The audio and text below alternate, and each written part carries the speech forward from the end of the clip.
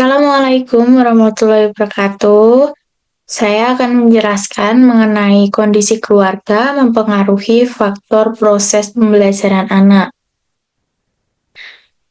Sebelumnya, saya mohon izin share screen.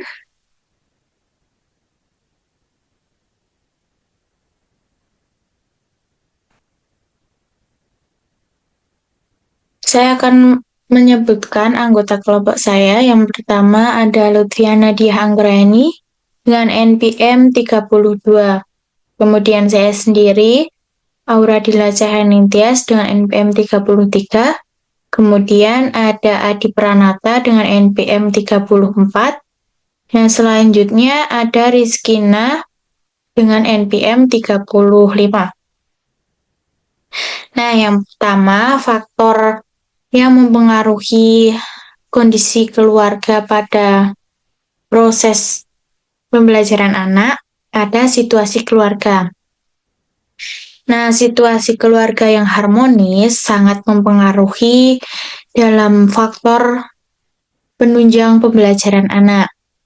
Dengan kondisi keluarga yang sehat, terutama di rumah itu keluarganya tidak banyak konflik, anak akan merasa senang dan lebih semangat untuk pergi ke sekolah dan menimba ilmu.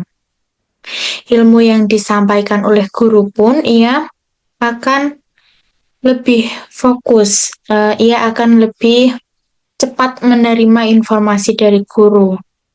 Dengan cara berinteraksi dan berkomunikasi, anak akan merasa termotivasi dan lebih semangat untuk mencari ilmu. Namun, sebaliknya, apabila aspek situasi keluarga ini tidak ditanamkan secara baik atau tidak terpenuhi, anak akan merasa ia kurang fokus dalam kegiatan pembelajaran. Nah, anak itu akan merasa terbebani dengan apa yang ia rasakan di rumah. Apabila sedang melakukan proses pembelajaran, anak akan berpikir melulu tentang apa yang ia alami di rumah, seperti orang tuanya sedang bertengkar, orang tuanya sedang adu argumen, atau banyak konflik di rumah. Kemudian yang kedua, ada parenting atau pola asuh orang tua. Dalam keluarga, terutama keluarga yang sehat atau keluarga yang baik, parenting atau pola asuh orang tua atau didikan orang tua itu sangat penting untuk menunjang proses keberhasilan pembelajaran anak. Keluarga itu pusat pertama pendidikan yang terpenting karena keluarga dapat mempengaruhi pertumbuhan budi pekerti anak, pertumbuhan mental anak, seperti anak itu sopan santun, disiplin, bertanggung jawab. Nah, anak itu apabila mendapatkan pola asuh atau parenting yang baik, anak akan terbiasa melakukan hal-hal yang baik pula. Didikan orang tua itu sangat penting untuk mendukung proses pembelajaran anak. Seperti orang tua itu membudayakan membaca oleh anak juga menganut apa yang dididik orang tuanya. Orang tua juga bisa menanamkan kebiasaan membaca atau belajar. Nah, anak yang sudah dididik baik sama orang tuanya akan terbiasa melakukan hal-hal yang baik pula dan memiliki sikap budi pekerti yang baik dan luhur. Nah, apabila aspek ini tidak terpenuhi, maka akan berpengaruh terhadap proses perkembangan anak, karena akan merasa bebas dan seperti tanpa aturan. Semisal saya tidak apa-apa melakukan, semisal saya main, lupa waktu, tidak apa-apa karena orang tua juga tidak memarahi, misalnya gitu. Kemudian yang ketiga, ada latar belakang ekonomi. Dalam aspek ini, keluarga yang memiliki ekonomi yang cukup atau dalam konteks mampu lebih bisa mencukupi atau cenderung mencukupi sarana dan prasarana anak yang di sekolah maupun di rumah. Nah, fasilitas ini cenderung tercukupi karena keluarga cenderung mampu untuk membiayai anak.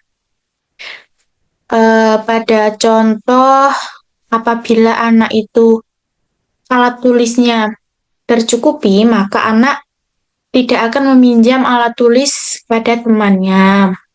Tuh. Dan apabila aspek ini tidak terpenuhi, maka akan menjadi permasalahan. Seperti anak itu tidak tercukupi fasilitasnya, baik di rumah atau di sekolah. Kemudian yang terakhir ada latar belakang pendidikan orang tua. Keluarga yang memiliki latar belakang pendidikan yang tinggi cenderung lebih peduli terhadap pendidikan atau proses belajar anak. Nah, orang tua yang memiliki pendidikan yang lebih tinggi cenderung bisa membantu materi pembelajaran yang mungkin sulit dimengerti oleh anak. Orang tua juga bisa membantu mengerjakan tugas atau membantu memahami pembelajaran-pembelajaran yang menurut anak itu sulit.